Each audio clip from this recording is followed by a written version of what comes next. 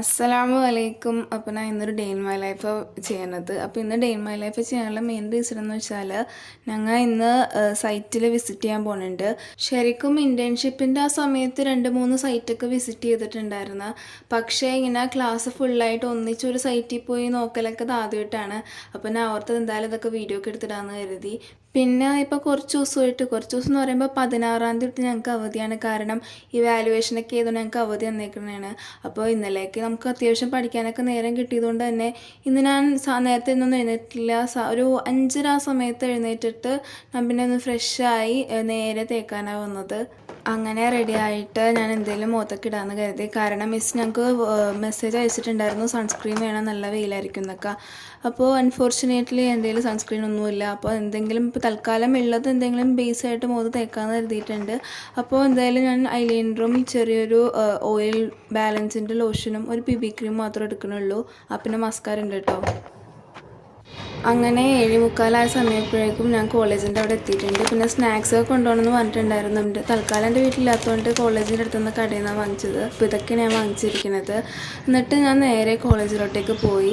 നമ്മളവിടെ 8 മണിക്ക് അവിടെ എത്തിയിട്ട് പോകും എന്നാണ് പറഞ്ഞത്. ഞാൻ ചെന്നിട്ടൊരു ഒരൊറ്റ മനുഷ്യനല്ല, ഒരാളുണ്ടായിരുന്നു എൻ്റെ ക്ലാസ്സിൽ പഠിക്കുന്നത്. പിന്നെ നമ്മുടെ ക്ലാസ്സിന് മാത്രം ഇന്നിപ്പോൾ ഈ സംഭവമുള്ളൂ. ബാക്കി എല്ലാവർക്കും ഞാൻ നേരത്തെ പറഞ്ഞുള്ളൂ വാല്യുവേഷൻ അവധി ആയതുകൊണ്ട് അവർക്ക് ഓൾറെഡി അവധിയാണ്. അപ്പോൾ നമുക്ക് സൈറ്റ് വിസിറ്റ് ആയതുകൊണ്ട് നമ്മുടെ ക്ലാസ്സിനോട് മാത്രം ഇന്ന് വരാൻ പറഞ്ഞിട്ടുണ്ടായിരുന്നുള്ളൂ. അപ്പോൾ 8 മണിക്ക് വരാൻ പറഞ്ഞാലും അങ്ങനെ എല്ലാവരും ആ സമയത്തൊന്നും എത്തണമില്ലല്ലോ. ഞാൻ ഇപ്പോൾ എന്തായാലും 7:45 കുറച്ച് നേരത്തെയാണ് എത്തിക്കുന്നത്.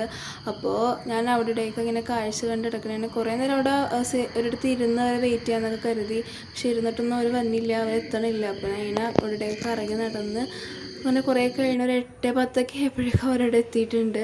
അപ്പോൾ അവർക്കറിയാം എത്ര നേരത്തെ എന്നൊക്കെ പറഞ്ഞാലും നമ്മൾ വൈകി എടുക്കുള്ളൂ എന്ന്. എന്നിട്ട് 8:45 ബസ് എടുത്തത്. ഒന്ന് ആലോചിച്ച് നോക്കി, ഞാൻ 7:45 വന്നിട്ട് 8:45 ബസ് എടുത്തത്. പിന്നെ ഇത് റോൾ നമ്പർ വൈസാണ് നമ്മളെ ബസ്സിൽ ആദ്യം കയറ്റിയത്. അതുകൊണ്ട് ഞങ്ങൾ 5 പേരുള്ള ഗ്യാങ്ങാണ്. ഞങ്ങൾ 3 പേരും ഒന്നിച്ച് കിട്ടി, ബാക്കി 2 പേരും ഏറ്റവും ഫ്രണ്ടിലാകുകയും ചെയ്ത്. അപ്പോൾ ഞങ്ങൾ ഇന്ന് പോണത് ചെല്ലാനത്തെ സീവാള് കാണാനാണ്.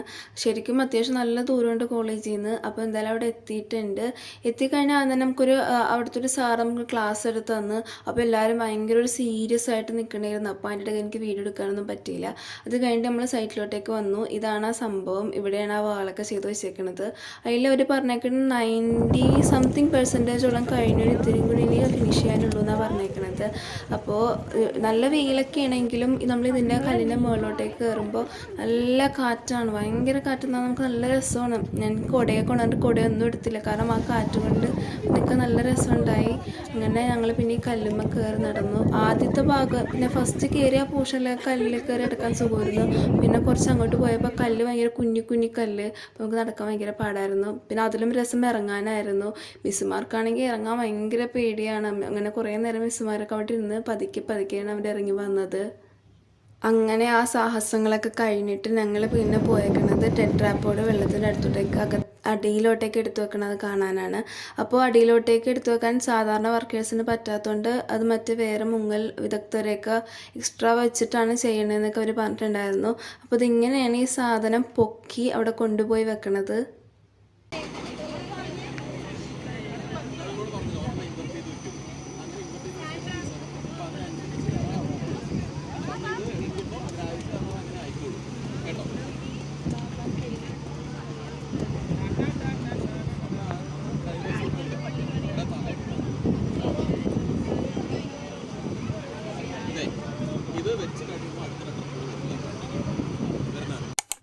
അങ്ങനെ 2 മണിയായപ്പോഴേക്കും വീട്ടിലെത്തി.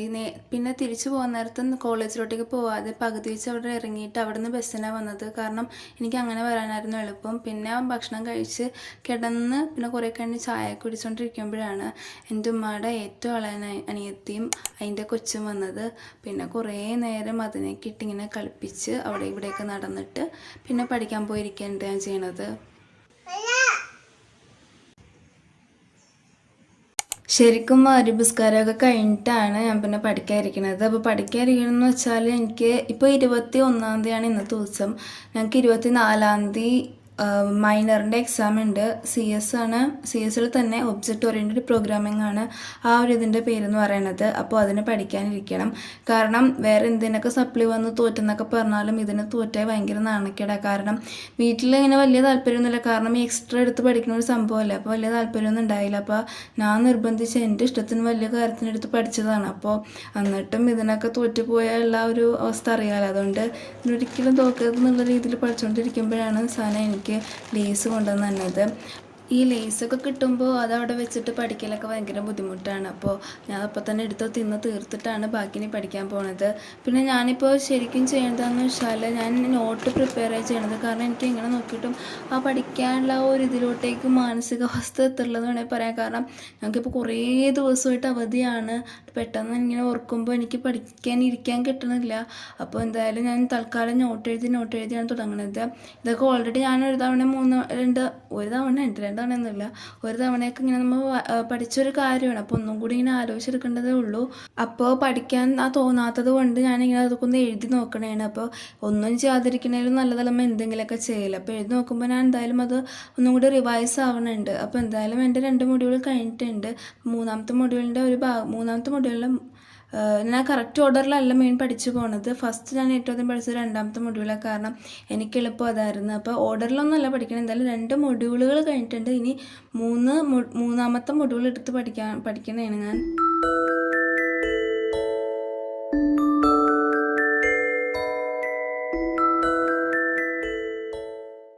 അങ്ങനെ ആ മൊഡ്യൂൾ അത്യാവശ്യ ഭാഗമൊക്കെ കവർ ചെയ്ത് കഴിഞ്ഞപ്പോഴേക്കും ഞാൻ നിർത്തിയിട്ട് ഞാൻ പിന്നെ ഭക്ഷണം കഴിച്ച് കൊച്ചായിട്ട് കളിച്ചിട്ട് പിന്നെ ഞാൻ ഉറങ്ങാൻ പോകലാണ് ഇനി ബാക്കിയുള്ള പ്ലാൻ എന്ന് പറയുന്നത്. പിന്നെ കറി എന്ന് പറയുന്നത് ചെമ്മീൻ റോസ്റ്റും പാവക്കയുടെയൊക്കെ കറിയാണ്. അപ്പോൾ ഇത്രയൊക്കെയുള്ള ഇന്നത്തെ വീഡിയോ. നിങ്ങൾക്ക് വീഡിയോ ഇഷ്ടമുണ്ടെങ്കിൽ ലൈക്ക് ചെയ്യുക, ഫ്രണ്ട്സിന് എല്ലാവർക്കും ഷെയർ ചെയ്യുക. പിന്നെ ഇതുപോലത്തെ നല്ല നല്ല വീഡിയോക്ക് വേണ്ടി എൻ്റെ ചാനൽ സബ്സ്ക്രൈബ് ചെയ്യുക. അപ്പോൾ അടുത്ത വീഡിയോയിൽ കാണുന്നവരെ ബൈ.